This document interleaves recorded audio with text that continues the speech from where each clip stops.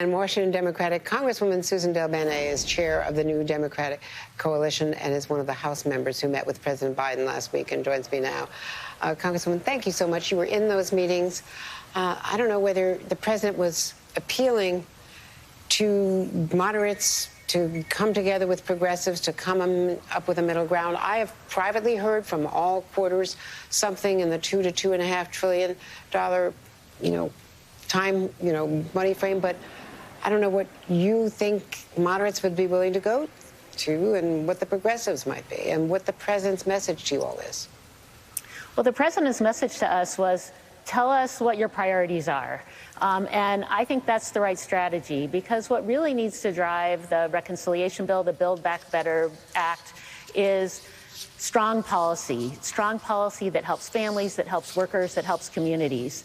And so we've been very clear in the new Democrat coalition, our priorities, making sure that we extend the child tax credit, that we keep the ACA premium subsidies, help with Medicaid expansion in states that haven't expanded, and have historic legislation on climate. Those are three priorities. I think the president wants to hear those from others so we can look at really what drives what needs to be in the bill that brings people together. So I think sometimes people will spend a little bit more if the content is what they think is important, and the other way around, may not be willing to spend if we don't have strong content. That's why I think it's so important that folks talk about their priorities, because this can be historic legislation for the American people, and it's critical that we all come to a resolution and get it passed. I'm wondering how this ever got so wrong-footed on the messaging, because we're talking about $2.5 trillion, $3.5 trillion, $1 trillion, reconciliation. That's not the way to sell anything. The way to sell it is climate, daycare, free tuition. And I don't know how, frankly, the politics of this got so wrong on the labeling, the branding of it. Well, I think that when we talk about important policy, it is important to understand the impact and to talk to the American people about what we're doing and impact it will have for them now. That's why I've also argued that in the legislation, we focus on making sure we are doing a few things really well, like the extension of the child tax credit. Those are those checks that went out on July 15th and have been going out. We've already seen over 3 million children across the country being lifted out of poverty. Continuing that is critically important. People understand that. They've seen the impact already. That should be one of the top things we do in a reconciliation bill. Did the president make it an appeal to you all that you've got to come together because my presidency's at stake? Because it is.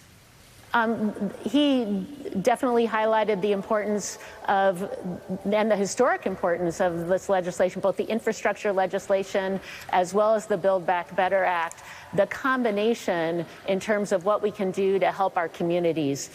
It really is about building back better, and I think that's a good phrase, because we have folks who've been struggling long before the pandemic, and then the increased challenges that our communities have seen because of the pandemic.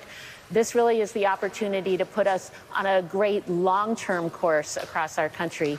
And long-term is important. We need strong, durable policy. That has to be key. And that's what we're fighting for in the Build Back Better Act. And that's also part of what we'd be doing with infrastructure, long-term policy. And are you, Congressman Gottheimer, and others reaching out to the, so-called progressives in the caucus? Or is that all being done at the speaker level? How is this working? And are there any House efforts to reach out to Manchin and Sinema on climate and see what they're willing to go for? Well, the meeting we had with the president actually was House members and Senate members together. So those conversations between the House and the Senate have continued. I've continued to be in conversation with senators as we look to find commonality in areas where we can move this process forward. In fact, even in the new Democrat coalition, we have a few folks who are also members of the Progressive Caucus. And so we really do have feedback across our coalition on different views and how we come together. That's really our goal as a coalition. We know that we don't help anybody unless we get things done all the way across the finish line. And in the House, that means getting 218 votes, and in the Senate, it means having 50 votes. That has to be the goal for everyone. That's the only way we really can have a positive impact on families across the country. Bottom line, can it be done by Thursday when votes are scheduled? Well, we're going to work and do everything we can because these are important deadlines, as well as making sure the continuing resolution is through because of the end of the fiscal year.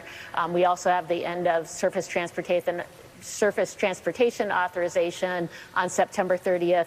So a very, very important day, and we need to make sure we're getting this work done so we can continue to move forward and fight for a policy that's critical for our country. This isn't the last bill we'll ever do. Congresswoman, thank you very much. You could say that again. We really appreciate it.